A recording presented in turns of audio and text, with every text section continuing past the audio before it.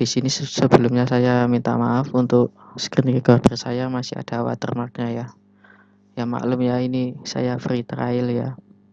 Masih belajar membuat video. Di sini saya akan ketik dulu ya di laptop saya aplikasi IBM SPSS. Sebentar teman-teman, ini saya refresh dikarenakan laptop saya agak lemot ya. Saya refresh dulu. Nah, ini aplikasi IBM SPSS versi 2.0.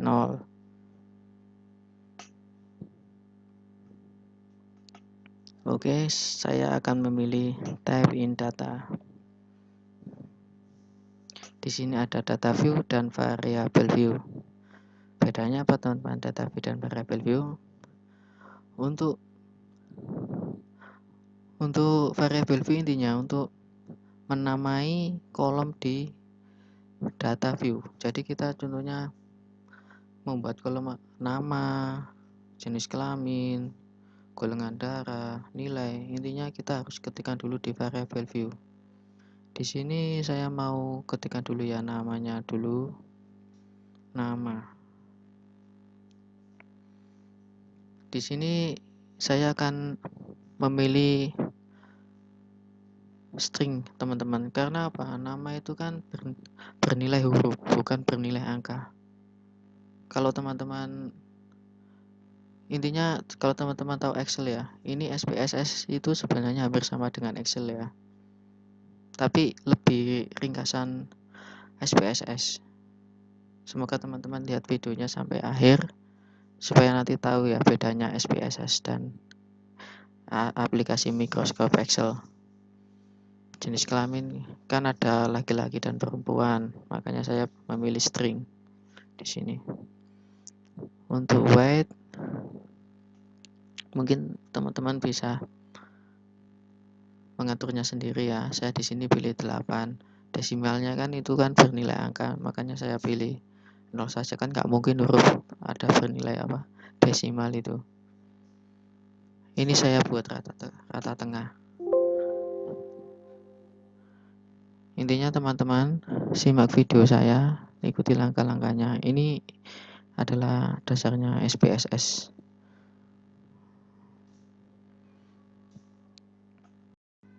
Di sini seperti usia kan bernilai angka, jadi saya memilih numerik. Intinya yang bernilai angka saya memilih numerik, yang bernilai huruf saya memilih string.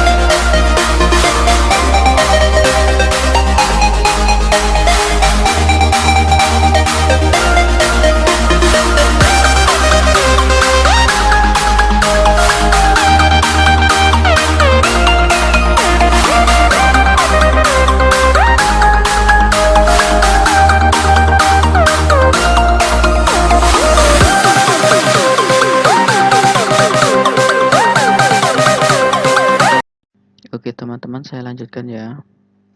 Kalau variable view-nya sudah selesai, teman-teman bisa ketikkan data teman-teman di data view. Datanya itu sesuai kebutuhan teman-teman masing-masing ya. Di sini saya hanya mencontohkan saja.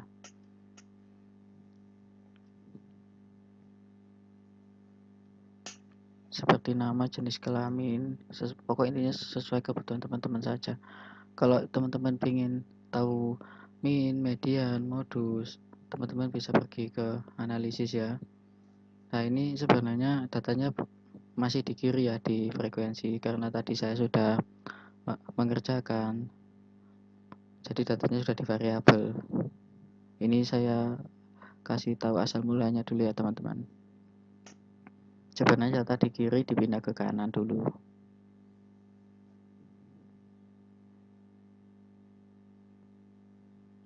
Setelah selesai, saya coba pilih charts. Saya pilih histogram itu alasannya karena ingin tahu data itu seperti datanya ingin saya buat seperti diagram. Jadi saya pilih histogram. Di charts itu saya pilih histogram. Nah, di sini sesuai kebutuhan teman-teman. Di sini ada min, median, modus, kuartil, persentil, range.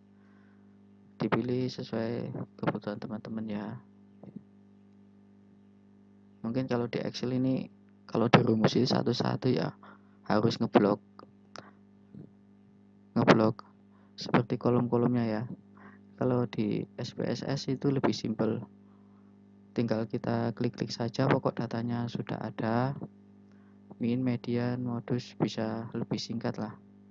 Nah inilah perbedaan antara SPSS dan Microsoft Excel ya. SPSS itu lebih simpel, lebih cepat, kita tidak usah membuat rumus.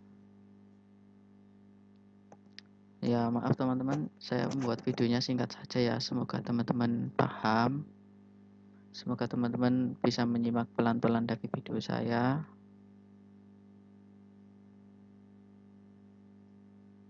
Sebelumnya saya berterima kasih. Wassalamualaikum warahmatullahi wabarakatuh.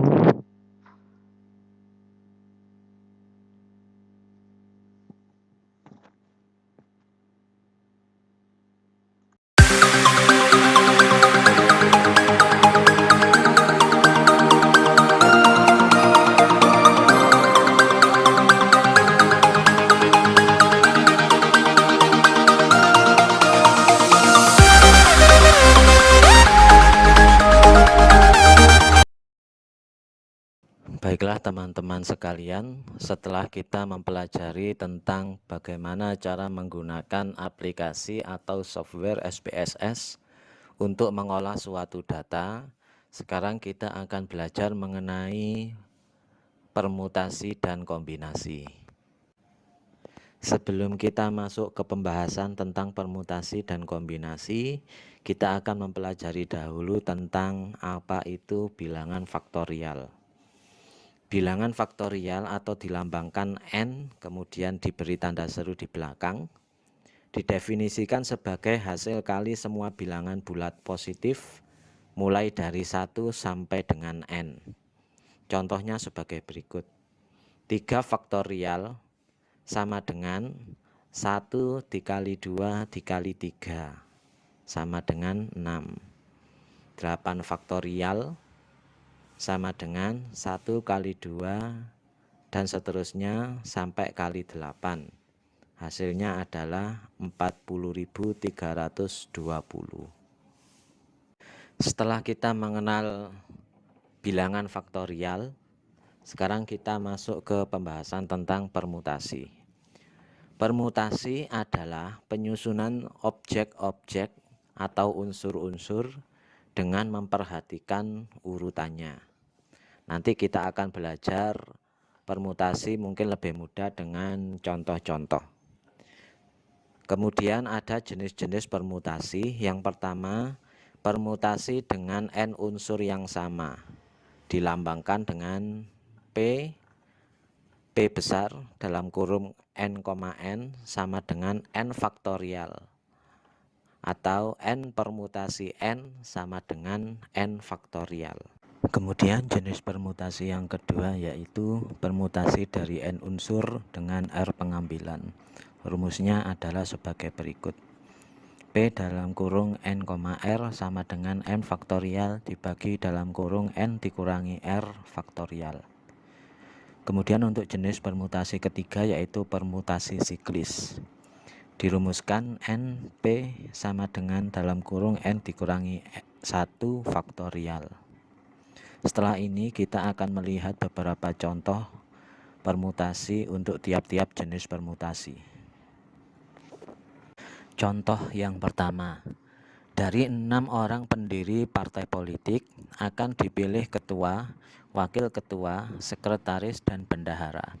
Pertanyaannya, ada berapa kemungkinan susunan struktur pengurus partai apabila dipilih dari 6 orang tersebut?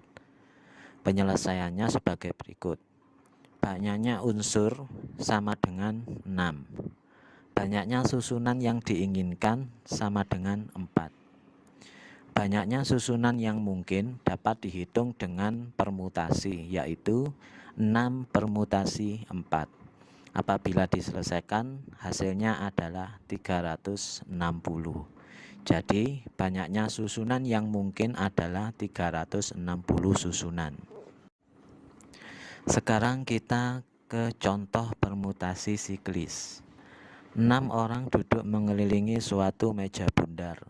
Ada berapa kemungkinan posisi ke-6 orang tersebut? Penyelesaian. Soal tersebut dapat diselesaikan menggunakan rumus permutasi siklis. Banyaknya unsur N sama dengan 6.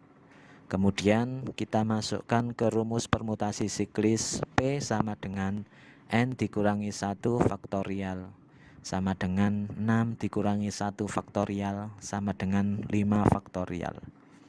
Apabila diselesaikan maka hasilnya adalah 120. Jadi posisi ke-6 orang tersebut kemungkinan ada 120 cara. Setelah kita mempelajari tentang permutasi dan jenis-jenis permutasi, sekarang kita akan membahas tentang kombinasi. Kombinasi yaitu susunan objek atau penyusunan objek atau unsur-unsur tanpa memperhatikan urutan.